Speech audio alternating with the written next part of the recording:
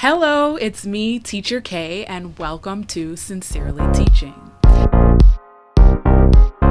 Today, I want to tell you that you do not have to give up who you are to teach English. What you believe in, what you stand for, the things that make you who and what you are not a barrier to successfully teaching the English language. In fact, it can actually open the door to very rich and fulfilling experiences, both for yourself and your students, and create more room for all of us to feel like we belong in the English language. But first, I want to tell you a little bit about me and my journey and how I even got to a place where I can tell you you don't have to give up who you are. Because when you first enter this industry, it absolutely does not feel like that. You definitely do have to give up who you are. You do, I won't say you have to compromise parts of your identity, but you're not only encouraged, a lot of times it's done on your behalf without your permission. And that's thanks to the industry that we have. So when I started teaching English, I felt like I was in a straitjacket. There were parts of my identity that were celebrated, marketed, emphasized, and profited off of, not by me, but by language schools. And on the other hand, there were parts of my identity that were the elephant in the room, that was not celebrated, that was even questioned, looked down upon, and not seen as desirable, and was always given an explanation. All of these things make me who I am, whether they're desirable or not desirable, whether they're marketable or not marketable. And these different factors made me very uncomfortable in ESL in the beginning because I felt like I was walking on a tightrope between accepted and not accepted, desirable and not desirable, marketable and not marketable. And really, no human being should have to feel that way, but this is how the industry is set up. And one day I decided to just jump right off that tightrope. I was like, you know what? I'm done with this. I really, really can't. I felt like I was a product, and that's because I was. And it's worse for other people with other backgrounds and parts of their identity that are not celebrated or are inferiorized in the industry, all in the name of profit for institutions that don't really want to educate people and want to keep people as customers for life and never really have people achieve the level that they can achieve in the language and really have freedom with it. And I say this because it's important to know who is profiting off of it. Don't get it twisted. I'm not upset that I wasn't the one profiting off of it because even today, I'm independent now. I don't work for any school, but I don't use parts of my identity that are marketable to market my service, such as my Canadian nationality or my native speaker status. These are not things that I use to sell myself. I sell the service and what I can provide and the skills I can help you develop, and not just my identity. I don't pimp out my identity like is done all over this industry and at the detriment to others who don't hold that identity. I say it to explain how it works, how the system works in English language teaching around the world. All in all, this really made me feel like a product and a commodity. And that's because we really are treated like commodities in the English language industry. And my goal with Sincerely Teaching is to help transform teaching and learning so that it is a great experience for not just students, but teachers as well. These circumstances made me feel very uncomfortable in ESL. I know and I knew that there were always discussions about my identity and how that impacted the teaching, and a lot of it is done and was done without my consent. And I just didn't like that they felt like they could pick and choose the parts of my identity that were good for them and useful for them, and then kind of shoo away the ones that weren't. I found it very dishonoring to who I am, because I'm a whole person. I have different facets to me, yet You have these entities here that feel they can pick and choose what they like about you and put a price tag on that. And I'm not here for that. This also created an environment where students also treated you like a commodity because you were sold like a commodity. So they felt like you were disposable if you didn't give them what they wanted or create the result they wanted right away or quickly. And it was really not about teaching and learning. And it made it very hard as a teacher to actually help someone learn when they were being told they're going to learn because of, my nationality and my mother tongue, and not because of the strategies and lessons I was employing. And even when I did the right strategies and lessons, it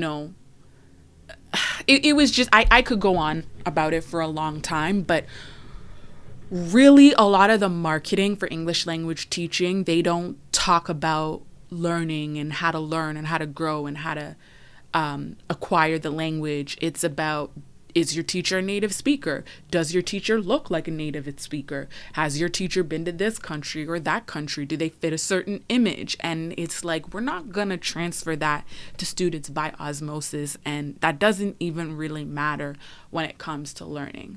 All in all, I was feeling very disrespected, and I felt like a separation from myself when I was teaching. I felt like I had to be a character in my classroom, that the things I believed in, the things I stood for, my community where I come from was, out of sight, out of mind. And I was just there delivering whatever information, and it didn't feel good.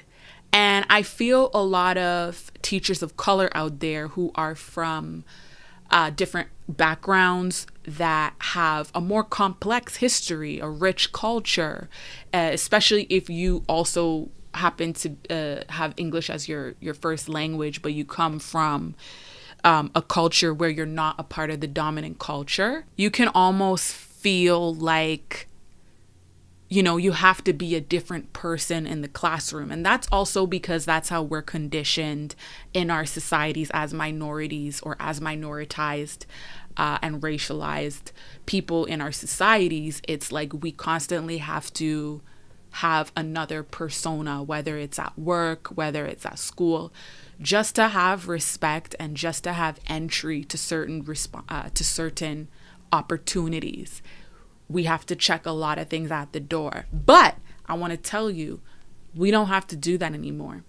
You don't have to do that in English language teaching. And I'm going to tell you why.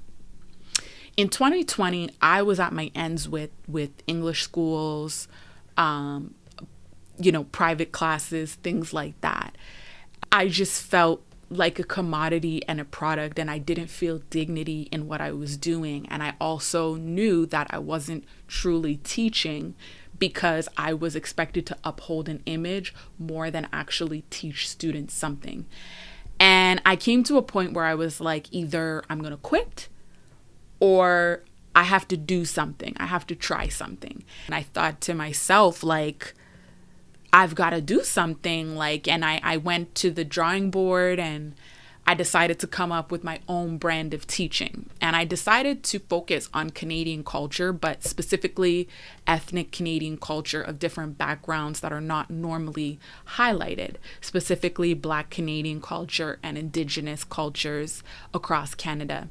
Because a lot of people were already interested in Canada, but they were not being shown the real Canada, I like to call it, or at least a lot was being omitted from this picture of Canada. And as I began this pursuit called Diaspora English Learning, it's still alive. My Instagram page is still alive and well. You can go follow there, as well as the YouTube page. I've got a couple videos up there. But as time went on, I realized, why just focus on Canada when the English-speaking world is not highlighted at all? We just show basically 4 countries or 2 countries, British English and American English, with honorable mentions to Canada, Australia, and sometimes New Zealand. And I thought there's so many other countries, including the countries that my ancestors come from, that are English speaking countries. And not only is it bringing visibility to them, but it's something else that students can connect to, something that these students of color that I had could see themselves in. And I was blown away by the result. I did not know what to expect. I was very nervous about doing it, but I felt like I had no other choice. I was like, either I'm going to try something different or I'm going to move on, because I can't be in this industry with this stuff, especially when you have awareness. So I was like, I can and I will do something. And honestly, I want to share this story to encourage you, because I was overwhelmed by the positive response. I was overwhelmed by the amount of students that were interested in this, that felt how I felt, that were tired of seeing the same image, not seeing themselves represented, seeing other people hidden, and being given one narrative. They were tired of it, and it's like we were the perfect match. And we developed these very profound bonds, and we got to not only connect on the material, but really form good student-teacher relationships, which I didn't have when I was in language schools because it was so commoditized. I want to tell you that all the fears that I had about what would happen if I talked about racism, talked about representation, talked about, there are people who don't look like that speak the English language, and they're in large numbers, and there's these countries, and you can learn from these people too. I feared for the worst, and it didn't happen. And if this is the first time you're hearing something like that, that can feel like a huge jump. And you don't necessarily have to take the same path that I did. But I do want to provide support, and you can leave your questions you have in the comments if you want to know how to get started, what you can do, or maybe you are content with where you are, or it's meeting your financial needs, but you need that fulfillment. You need to do something that's more aligned with who you are. Let me know, and I can make some videos about how to help. You can also visit my website, sincerelyteaching.com, where you can learn more about this movement. And you can also check out my course, Creating Cycles of Empowerment, where we're stopping the cycles of harm in ESL and now starting new cycles of empowerment for ourselves and our students. I really hope that you join me on this journey. I'd love to know more about you, hear your story. So don't be a stranger. Make sure you like, subscribe, and leave a comment. I want to know how this lands for you and where you're at.